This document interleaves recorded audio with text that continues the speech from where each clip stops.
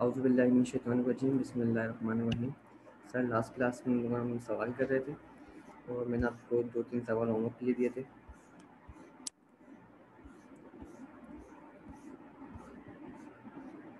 आप लोग का जो होमवर्क था वो था क्वेश्चन नंबर 3 होमवर्क था आपका, जो इस यहाँ पे लिखा हुआ है आपको। क्वेश्चन नंबर 3 आप लोग का होमवर्क था। इसके अलावा question number 5, question number 6, question number 7, question number 8 and question number 10 and 11 ये आप लोगों का क्या था होमवर्क था। हम क्वेश्चन नंबर 3 स्टार्ट करते हैं। इसमें बोला क्या है, इसमें हमें on 1 Jan year 1 entity Q purchase rupees 2,40,000 a machine which was estimated useful life of 20 years and the estimated residual value is 0, depreciate at a straight line. The asset has been revalued on 1 Jan 2003 for rupees 2,50,000 but no change in the useful life at that date। मतलब कोई भी life change नहीं हो रही आपकी, सही है। उसके अलावा on 1 Jan 2004 an impairment review showed that the recoverable amount to be 100,000 and the remaining useful life is 10 years। Means 2013 के अंदर जो ईयर 3 के अंदर जो लाइफ चेंज हुई थी, जो अमाउंट रिवैल्यू हुआ था, उसके अंदर कोई भी लाइफ चेंज नहीं हो रही। लेकिन ईयर 4 में जो हमारे पास अमाउंट चेंज हो रहा है, रिवैल्यू हो रहा है अमाउंट, उसमें क्या लाइफ चेंज कर रहे हैं लोग। हमारे पास रिक्वायरमेंट क्या क्या है, हमारे पास carrying amount on of the machine on 31 December 2000 year 2 means and the hence the revaluation surplus arising on 1 Jan year 3 में। ठीक है, the carrying amount of the machine on 31 December year 3, the impairment loss recognize in the year 4 and the 31 December की year 4 की depreciation expense कितना आ रहा है। तो simple है हमारे पास। हमने क्या करना है, सबसे पहले तो एंट्री पास करनी है। कुछ आंसर नंबर 3 है हमारा ये।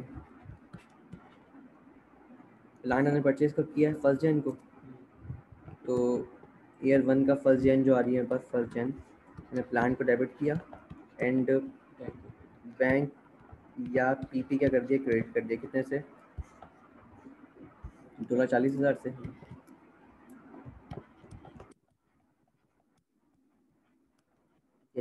एंड ईयर 1 के एंड पे क्या करूँगा, मैं इसको डेप्रिशिएट करूँगा। ईयर 1 के एंड पे मैंने क्या किया, इसको डेप्रिशिएट किया। Depreciation expense debit and accumulated depreciation expense credit. कितने से, 2,40,000 डिवाइडेड बाय 20, 12।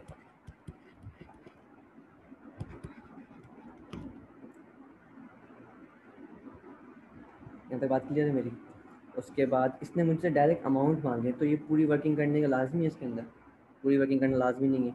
तो जो ईयर 1 के अंदर आ रहा होगा वो ईयर 2 में भी आ रहा होगा। मीन्स ये कब आ रही होगी, 31 दिसंबर की बात है, वही 31 दिसंबर में आ रहा होगा ईयर 2 के अंदर। वही same amount depreciation expense debit and 12,000 से, और अक्यूमुलेटेड डेप्रिसिएशन एक्सपेंस क्रेडिट 12,000 से। क्लियर है। उसके बाद हम क्या कर रहे हैं, रिवैल्यूएशन परफॉर्म कर रहे हैं कब, ऑन 1 Jan ईयर 3 के अंदर। कितने ने, 2.5 लाख से। तो हम क्या करेंगे, पहले फॉर एग्जाम्पल इसको रिवर्स करेंगे कि accumulated depreciation expense debit and PP credit.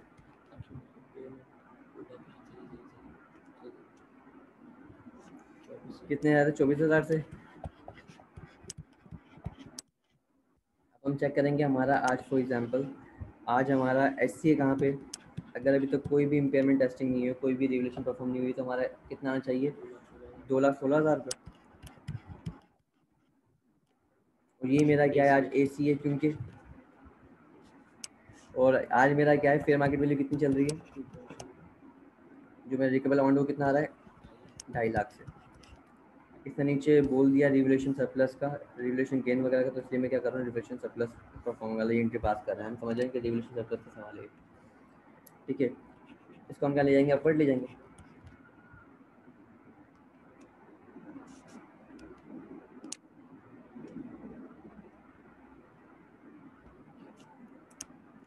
अब ये हमारी वैल्यू कितनी है बुक्स के अंदर, 2,16,000 रुपये। हमें क्या लेके आना है, ऊपर लेके आना। तो हम क्या करेंगे, रिवैल्यूएशन परफॉर्म करेंगे। कितने से, 34,000 से। तो एंट्री के पास रिवैल्यूएशन सॉरी पीपी डेबिट किया 34,000 से and revolution surplus through OCI credit कर दिया 34,000 से।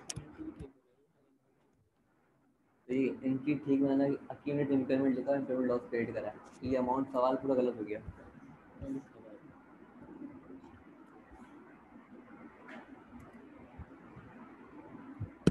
इसने बोला वह hence the revaluation surplus arising on 1 January 2013।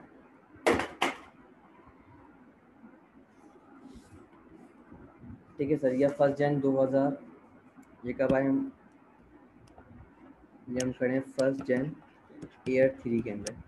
Okay then हम ईयर 31 दिसंबर ईयर 3 को हम क्या पास करेंगे, डेप्रिसिएशन एक्सपेंस पास करेंगे, depreciation expense debit and accumulated depreciation expense credit कितने से। अब यहाँ मेरा अमाउंट क्या हो चुका है, रिवैल्यू हो चुका है, लेकिन इसने बोला हुआ है सवाल ने कि आपका अमाउंट तो रिवैल्यू हो रहा है बट आपकी यूजफुल लाइफ क्या हो रही है, कुछ भी चेंज नहीं हो रही, no change in the useful life at the 1 January year 3 में। तो आप इस सर्टिफिकेट को कितना साल यूज़ कर चुके हो, 2 साल यूज़ कर चुके थे। 2.5 लाख डिवाइडेड बाय 18 कितना आया, 13.9, 13.9 13,900। अब मेरा नॉर्मली अगर मैं डेप्रिसिएशन चेक करूँ तो कितनी आती है नॉर्मल डेप्रिसिएशन मेरी 12,000 से, लेकिन अभी क्या ज़्यादा आ रही है। तो हमें क्या करना है, एक रिवर्सल परफॉर्म करना है, रिवोल्यूशन सरप्लस डेबिट करना है और रिटर्न अर्निंग क्या करनी है, क्रेडिट करनी है। कितने अमाउंट से, 13,900 माइनस 12,000 या क्या करो आप 34,000 लिखो, 34,000 डिवाइडेड बाय 18, ये 18 साल के लिए कितना आएगा, वही सेम हमारा 1,900 रुपये। ये बात नहीं आता। उसके बाद ईयर 4 में क्या दोबारा से इम्प्लीमेंट टेस्टिंग हो रही है, अब आपकी रिकवर अमाउंट कितना आ रहा है, 1 लाख से, ये भी समझेंगे फेयर मार्केट वैल्यू है हमारी। और रिमेनिंग यूजफुल लाइफ कितनी बची है, 10 साल।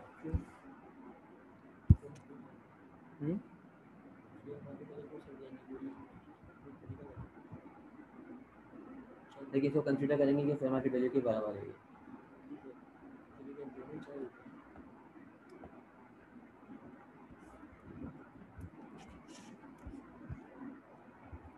हम 1 जनवरी को आए, 1 जनवरी ईयर 4 के अंदर हमने उसको पहले जो चार्ज किया हुआ पहले उसको रिवर्स करेंगे, accumulated depreciation debit and the PP credit कितने से, 13,900 से। अब मेरा एसेट जो है, अब मेरा एसेट किस पे आ चुका है, अब मेरा एसेट क्या, अगर मैं लेट्स से मैं एस सी चेक करूँ तो मेरा एसेट का एस सी कितना होगा अगर नॉर्मल होता तो,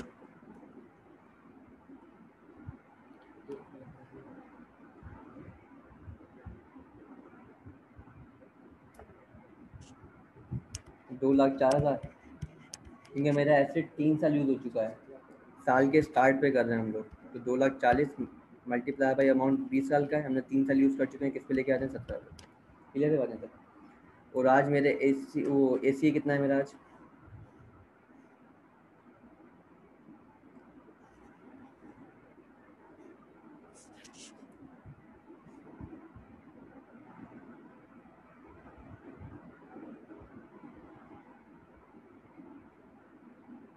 और आज मेरा जो ए सी है वो अबव द ए सी है, तो ए सी मेरा आ रहा है यहाँ पे 2,36,111।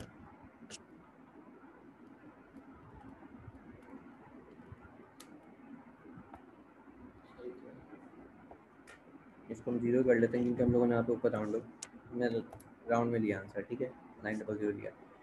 इसके बाद अगर मैं यहाँ देखूँ और मेरा जो फेयर मार्केट वैल्यू चल रही है, मीन्स मेरा रिकवरेबल अमाउंट जो कितना आ रहा है, वो आ रहा है 1 लाख से, मुझे नीचे लेके आना है, जितना नीचे मैं लेके आऊँगा एस सी तक वो मेरा क्या होगा, रिवर्सल होगा रिवर्सन सरप्लस का, और जो मैं नीचे लेके आऊँगा एस सी से वो मेरा क्या होगा, इम्पेयरमेंट, मीन जो कहाँ जाएगा, प्रॉफिट एंड लॉस अकाउंट है। यहाँ कितने से जा रहा है,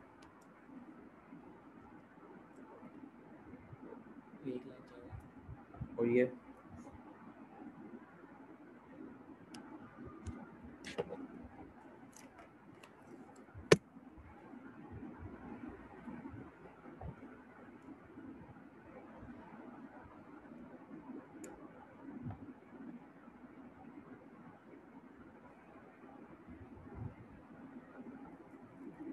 ठीक है, मीन्स हमने क्या करना है, P3 को क्रेडिट करना है 1,32,100 से, रिवैल्यूएशन सरप्लस क्रेडिट करना है मुझे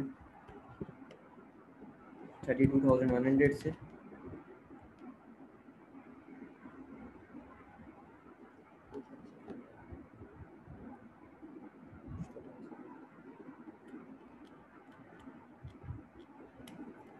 और profit and loss account credit करना है मुझे 1,04,000 से, और ये हो जाएगा 1,36,000। तो अब जो नई डेप्रिसिएशन कैलकुलेट होगी किस पे होगी, 1,00,000 के ऊपर। तो 31 दिसंबर ईयर 4 में मात्र depreciation expense debit, accumulated depreciation expense credit 1,00,000 divided by 10, कितना अमाउंट आएगा, 10,000। यहाँ तो कोई मसला। ओके, उसके बाद हम आगे चलते हैं। अब हमें डिफरेंस चेक करना है, इम्पेयरमेंट वर्सेस रिवैल्यूएशन।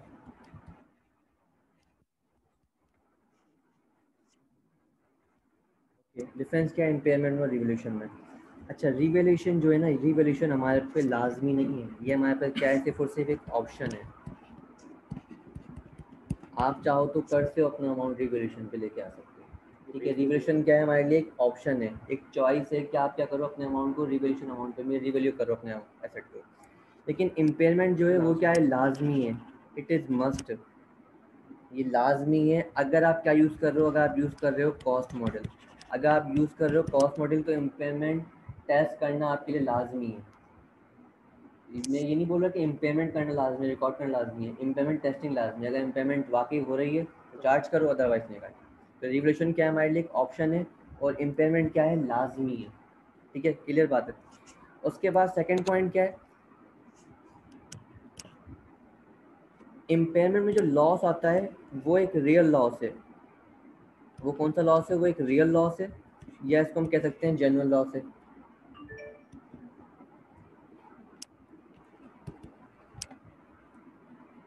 इम्पेयरमेंट का जो लॉस होता है वो क्या होता है, रियल लॉस होता है या जेन्युइन लॉस होता है, क्लियर है। लेकिन इसका जो रिवैल्यूएशन सरप्लस पे, जो रिवैल्यूएशन मॉडल पे जो हमारे पास लॉस आएगा, वो कौन सा लॉस होगा, वो होगा अज्यूम लॉस।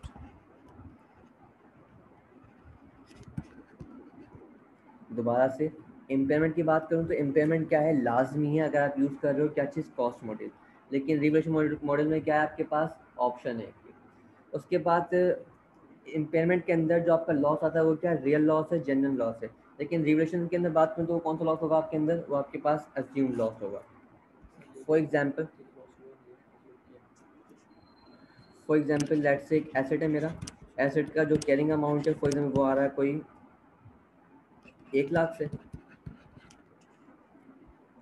इसके बाद हमारे पास जो रिकवरेबल अमाउंट, हमारे पास जो फेयर वैल्यू एसेट की वो है सर कोई 1,20,000।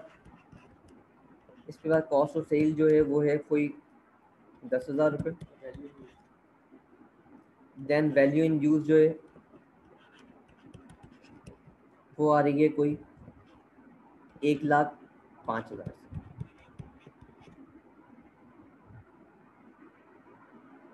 क्लियर है, ये मेरे लिए क्या है, केस नंबर 1 है। केस नंबर 2, मेरे पास फेयर वैल्यू जो है वो है फॉर एग्जांपल कोई 1,20,000 रुपये, और मेरी जो कॉस्ट ऑफ सेल है वो है लेट से सर कोई 10,000 रुपये, सॉरी 15,000 रुपये, और मेरी जो वैल्यू इन यूज़ आ रही है वो है सर कोई, वो आ रही है कोई 1,30,000 रुपये। क्लियर है, हमें रिक्वायर्ड क्या है, हमें रिक्वायर्ड है नंबर 1 कैरिंग अमाउंट कब का, कॉस्ट मॉडल पे। नंबर 2 रिवैल्यूएशन मॉडल पे।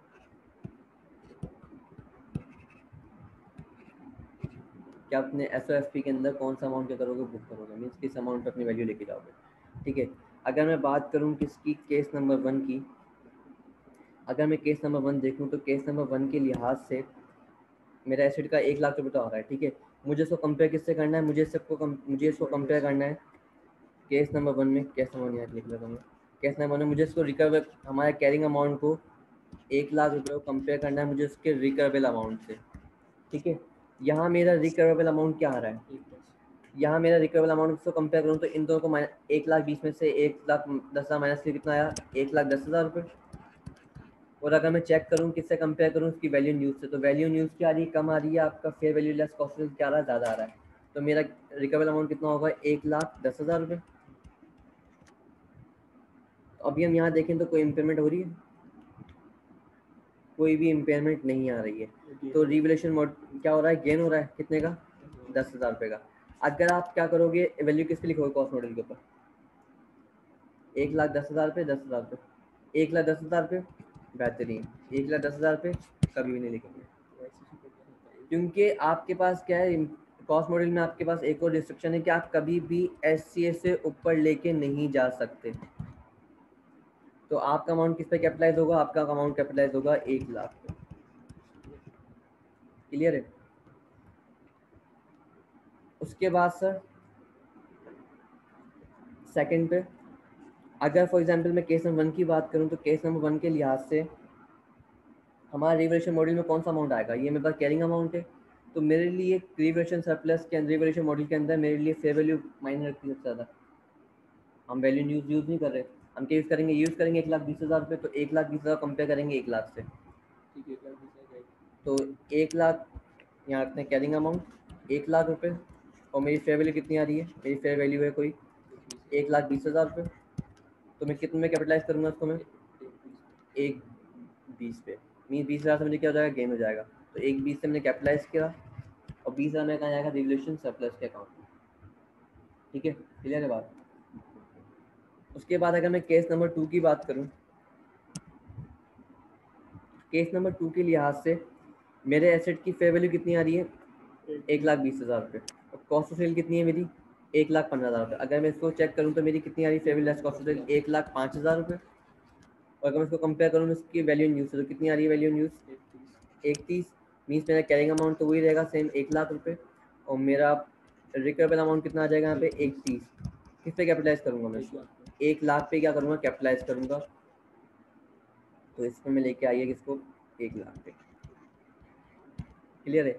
अगर मैं बात करूँ किसकी, केस नंबर 2 में रिवैल्यूएशन मॉडल के लिहाज से, तो कौन सा अमाउंट कैपिटलाइज पे वैल्यू करूँगा मैं, 1,20,000 पे क्या करेंगे, कंपेयर करेंगे हम। यहाँ कितना अमाउंट आ जाएगा, 1,20,000 पे। पहले हमारी वैल्यू न्यूज़ ज़्यादा ही क्यों आ रही है। क्लियर है।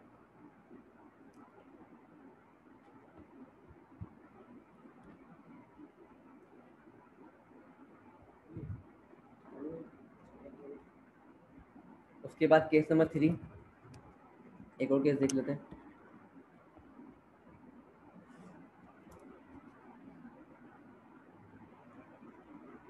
केस नंबर 3 के अंदर मेरी जो फेयर वैल्यू है वो आ रही है कोई लेट से 90,000 रुपये। मेरी कॉस्ट टू सेल जो है वो है लेट से कोई 15,000 रुपये। और मेरे पास वैल्यू इन यूज़ जो है वो आ रही है कोई 95,000। अब मैं कंपेयर करूँ तो मेरा कैरिंग अमाउंट कितना आ रहा था यहाँ पे, मेरा कैरिंग अमाउंट आ रहा है कोई 1,00,000 से। मेरा रिकवेबल अमाउंट कंपेयर करना, तो इन दो कंपेयर करूँ कितना आ जाएगा, 85 बन जाएगा। 85 और 95, तो कौन सा हायर रेट में से, 95, 95, तो 95 से तो मेरे को कितना, 5,000 से क्या होगा मेरे लिए, इम्पेयरमेंट लॉस होगा। तो इसकी एंट्री पास करूँगा मैं, profit and loss account debit या इम्पेयरमेंट लॉस डेबिट और PP क्रेडिट। हाँ, इम्पेयरमेंट कर दो, मसला नहीं है। क्लियर बात है तो मेरी। और सेकंड में अगर मैं करूँ तो रिवैल्यूएशन मॉडल के लिहाज से, तो मैं किस पे अप्लाई करूँगा, वैल्यू न्यूज़ फेयर वैल्यू पे या 95 पे, 95 पे नहीं, 90,000 पे। ठीक है, क्लियर बात है तो मेरी।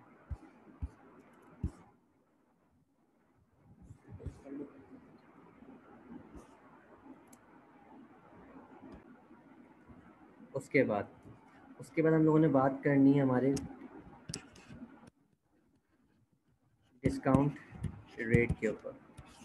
डिस्काउंट रेट क्या होगा, डिस्काउंट रेट क्या होगा हमारा, हमेशा प्री टैक्स होगा। मीन्स टैक्स को एक्सक्लूड करने से पहले, टैक्स को इंक्लूड करने से पहले जो अमाउंट आ रहा होगा उसको हम क्या करेंगे, रेट लगाएंगे। इसमें क्या कोई भी रेट का फैक्टर कोई भी इंक्लूड नहीं होगा।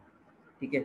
इसके अलावा फिर हम लोगों ने पढ़ा यार डिस्काउंट रेट, जब हम लोग कैश फ्लो जो फाइंड कर होंगे तो हम कोई भी नॉन फाइनेंस एक्टिविटी क्या करेंगे, मतलब फाइनेंस एक्टिविटी क्या करेंगे, इनकॉर्पोरेट नहीं करेंगे। क्लियर है बात तो मेरी। इसके अलावा अब ये डिस्काउंट रेट हम लेंगे कौन सा वाला, डिस्काउंट रेट लेंगे फॉर एग्जांपल अगर लेट से मैं कोई स्पेसिफिक प्रोजेक्ट यूज़ कर रहा हूँ तो मुझे क्या रेट यूज़ करना है, उसका रेट यूज़ करना है। फॉर एग्जाम्पल अगर लेट से एक कंपनी है लकी, नाम सुना है। अब लकी के बहुत सारे प्रोजेक्ट चल रहे हैं, लकी सीमेंट है, लकी टेक्सटाइल है, लकी वन है, ये बहुत सारे प्रोजेक्ट चल रहे हैं उसके। अगर आप ये चेक करोगे, मुझे आप कोई एक प्रोजेक्ट यूज़ करो जैसे लकी सीमेंट वगैरह वाला बना रहे हो फॉर एग्जांपल, तो क्या आप लकी टेक्सटाइल का रेट यूज़ कर सकते हो? क्या आपका दोनों का रिस्क फैक्टर एक जैसा होगा, अलग अलग होगा? तो आपने क्या करना है, आपने सबसे पहले स्पेसिफिक प्रोजेक्ट रेट यूज़ करना है जो भी आपको सवाल में दिया हुआ होगा। ठीक है। अगर लेट्स से नहीं दिया हुआ फॉर एग्जांपल सेकंड पे, अगर स्पेसिफिक रेट नहीं दिया हुआ, अगर स्पेसिफिक रेट नहीं दिया तो मार्केट रेट दिया हुआ है तो आप मार्केट रेट यूज़ कर लो, इन्फ्लेशन वगैरह इनकॉर्पोरेट करने के बाद वाला। इसको हम क्या कह सकते हैं normally, time value of money. ये होती है इसमें सब इन्फ्लेशन वगैरह सब ऐड हुआ हुआ होता है टाइम वैल्यू ऑफ मनी वाले रेट के अंदर। इसमें हम क्या बोल रहे होते हैं कि for example time value of money से लिहाज से कि मेरा आज रुपया फॉर एग्जांपल आज मेरे पास 100 रुपीज़ है, क्या आने वाले 10 साल के बाद भी क्या वो एक क्या 100 रुपये ही रहेगा या उसकी वैल्यू क्या हो जाएगी, कम हो जाएगी? तो ऐसा डिस्काउंट फैक्टर यूज़ करना है जो क्या करे इस वैल्यू को सेम टू सेम यहाँ पहुँचा दे। क्लियर है? जो कितना मेरी वैल्यू कम हो रही है कितने रेट से, तो यूज़ कर लेंगे। डेफिनेशन वगैरह पढ़ लेते हैं यहाँ पे। The discount rate must be pre tax that inflect current market assessment of the time value of money and the specific of the asset of the future cash flows। Clear है? Then उसके बाद हमें एक सवाल देखना है,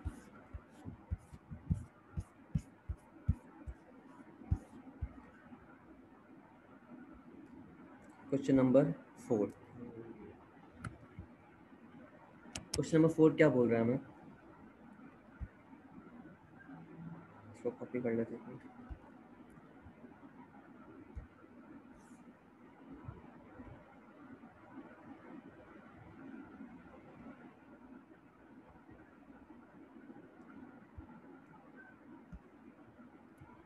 ठीक है सर, क्वेश्चन नंबर 4 पढ़ते हैं, हम लोग स्टार्ट करते हैं। A machine has the following future cash flows based on the management most recently approved budgets। ठीक है, आपको 2014 का दिया हुआ है, मतलब 2014 के लिहाज से दिया हुआ है, 15 का बताना है आपको, 16 में बताना है। उसने एस्टिमेट किया हुआ है आपको इतने फ्यूचर कैश फ्लोज क्या ये हो सकते हैं। मेंटेनेंस कॉस्ट दी है आपको 2015 की कितनी, 100 से। 16 की कितनी दी हुई है आपको, 1,20,000 से। 17 की कितनी दी हुई है, 80 से। उसके बाद ऑपरेशन कॉस्ट दी हुई है आप लोगों को, ऑपरेशनल कॉस्ट दी हुई इलेक्ट्रिसिटी वाटर एंड लेबर की 200, 220 एंड 240। इंटरेस्ट ऑन लीज दिया हुआ है, क्या इनकॉर्पोरेट करेंगे इसको? इसको इनकॉर्पोरेट नहीं करेंगे, मीन्स ये इनकॉर्पोरेट होगा, ये इनकॉर्पोरेट होगा। क्या टैक्स पेमेंट वगैरह इनकॉर्पोरेट होगी? हमने बोला कि कोई फाइनेंस एक्टिविटी क्या होगी, इनकॉर्पोरेट नहीं होगी। तो लीज के अंदर क्या होता है, इंटरेस्ट फैक्टर होता है, ऐड होता है। Tax payment on the profit ये भी ऐड नहीं करेंगे। Cost of increasing the machine capacity ये होगा। अगर लेट्स हम क्या करते हैं, हम कोई भी, हमने बोला कि आगे अगर लेट्स से फ्यूचर में कोई अपने प्रोजेक्ट बना रहे हो, आगे डेवलप कर रहे हो, तो उसको भी इनकॉर्पोरेट नहीं करोगे। फ्यूचर की बात फ्यूचर में करना है। अगर आपको लगता है कि आप फ्यूचर में लेट से एक बिल्डिंग और, जैसे हम लोगों ने पढ़ा था कि हम लोग 2 बिल्डिंग बना चुके, एक बिल्डिंग और बनाएंगे, ऊपर एक फ्लोर बनाएंगे, तो वो बनाएंगे फ्यूचर में, तो फ्यूचर में ही देखेंगे आप, अभी इसको ले नहीं सकते। तो ये भी फैक्टर कैलकुलेट नहीं होगा। डेप्ट पोजीशन भी नहीं होगा। Expense to be paid in respect of 2030 approvals ये भी नहीं होंगे। इसके अलावा द बेसिक इनफ्लोज कितने आ रहे हैं हमारे पास, 1 मिलियन से, 1.2 मिलियन से एंड 1.4 मिलियन से। क्लियर है? उसके बाद extra profit resulting the upgrade, feature वाले जो अपग्रेडेशन वगैरह होगी वो हम इस बार इनकॉर्पोरेट नहीं करते। भाई फ्यूचर में लेट से हम लोग बिजनेस ही बंद कर दें, ठीक है, या फिर फ्यूचर में हम काम करें ही ना, कोई भी चांसेस है ना। जो काम अभी है हमें दिख रहा है सामने, हम उसको खाली इनकॉर्पोरेट कर रहे हैं, ठीक है। अपग्रेडेशन वगैरह जितनी भी होगी हम उसको इनकॉर्पोरेट नहीं करते, तो ये भी हम क्या करेंगे, इनकॉर्पोरेट नहीं करेंगे। फिर लिखा नोट नंबर 1 बोल रहा है कि cash inflow stream from the machine का कितना ले रहे हैं 40% एंड द प्लान का कितना आ रहा है 60%। तो प्लान तो है नहीं, हम मशीन के हम इनकॉर्पोरेट करेंगे। उसके बाद the value the useful life of the machine is expected for the last 5 years, और इसमें उन्होंने कोई भी रेजिडुअल वैल्यू नहीं दी हुई है। The growth rate is the business of 2013 was an unusual 15%, whereas the growth rate over the last 7 years is the industry is 10% and the business is 8%।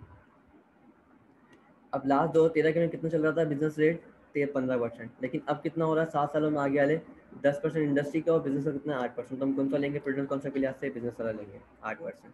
ठीक है, क्योंकि बिजनेस पे काम कर रहे हैं हम लोग, और जो रेट कम होगा हम उस पर लेंगे। ठीक है, इसके अलावा फॉर एग्जाम्पल और हम लास्ट रेट यूज भी नहीं कर सकते क्योंकि लास्ट 15% चल रहा था, अब क्या चल रहा है हमारे पास 10 या 8%। तो हम कौन सा लेंगे रिसेंट वाला लेंगे जो आगे वाला रेट लेंगे। Calculate the future net cash flows to be use in the calculation of value and use machine at 31 December 2013, assume that the 5-year projection in the considered to be appropriate। तो हमें इसका chart बना लेना है, और मुझे ये asset 5 साल यूज होने के बाद हमें कोई भी रेगुलरली कितनी आ रही है इसमें 0 आ रही है। ठीक है, पूरा डेप्रिसिएट हो जाएगा। तो उसको हम ले लेते हैं ईयर टू। क्वेश्चन नंबर कौन सा है, मतलब क्वेश्चन नंबर 4 है।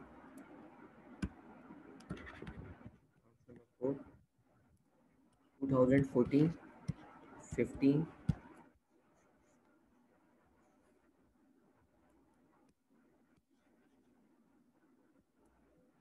2015, 16, 17, 18, 19। हमें 5 सालों के चाहिए।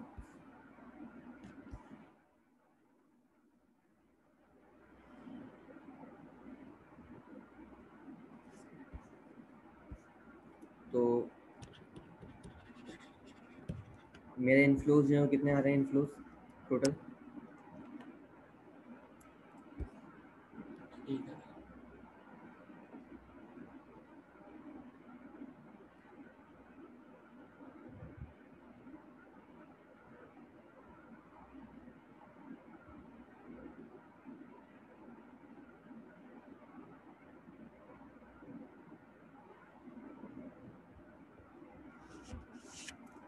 एक हज़ार है मेरा, 1,20,000 और 1,01.4 मिलियन। ठीक है, 3 जीरो क्या दिए, मैं कॉमन दिया।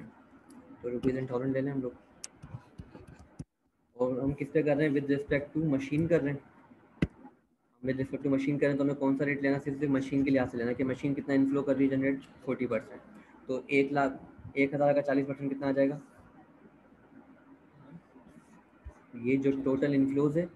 ठीक है, इन इनफ्लो में इस इनफ्लो के अंदर 40% कौन कर रहा है मशीन कर रही है, और 60% कौन जनरेट कर रही है प्लांट जनरेट कर रही है। तो हमें कितना इनफ्लो लेना है 40% का, तो कितना आएगा 400। 16 में कितना हो जाएगा 16 में 1200 multiply by 40%, 4,80,000 mean 480,000। 3 zero common लिया हमने। उसके बाद कितना है हमारे पास 1,400 का 40%, 560। ये बात क्लियर है मेरी। उसके बाद सर कोई आउटफ्लो वगैरह कर रहे हैं हम,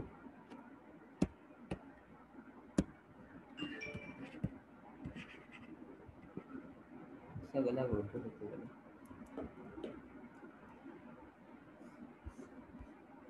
तो कितना आ रहा है मेंटेनेंस कॉस्ट कितनी आ रही है हमारी 1,20,000 रुपये और 80,000 रुपये।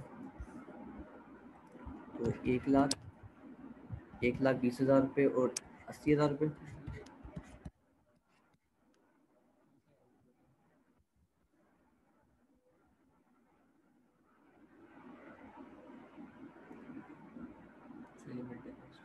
और ऑपरेशनल कॉस्ट कितनी आ रही है 200, 220 एंड 240। 200, 220 और 240। तो कितना हम जनरेट कर रहे हैं नॉर्मली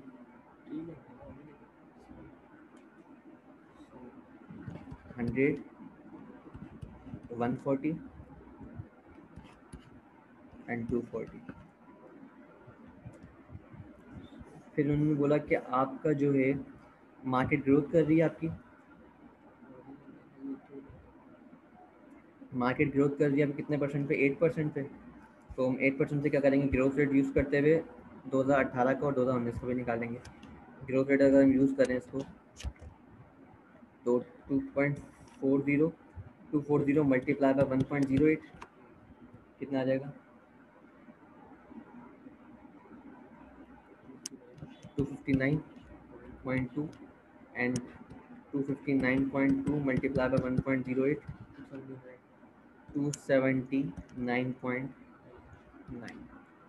ये आपके पास क्या हो गए, नेट कैश फ्लोज आ गए। ऐसे उनके डिस्काउंट फैक्टर वगैरह दिया होगा तो क्या करेंगे, उसकी डिस्काउंटिंग कर लेंगे। इस वालों को डिस्काउंट फैक्टर नहीं दिया हुआ हमें, सिंपल ये हमारे लिए आंसर है।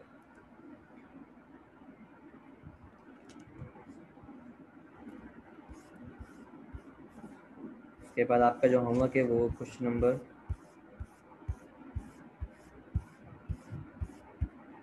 ये आपका क्या है, नबीज वाला होमवर्क है, आपने घर से अटेम्प्ट करना है। इंशाल्लाह हम कल करते हैं। अल्लाह हाफ़िज़।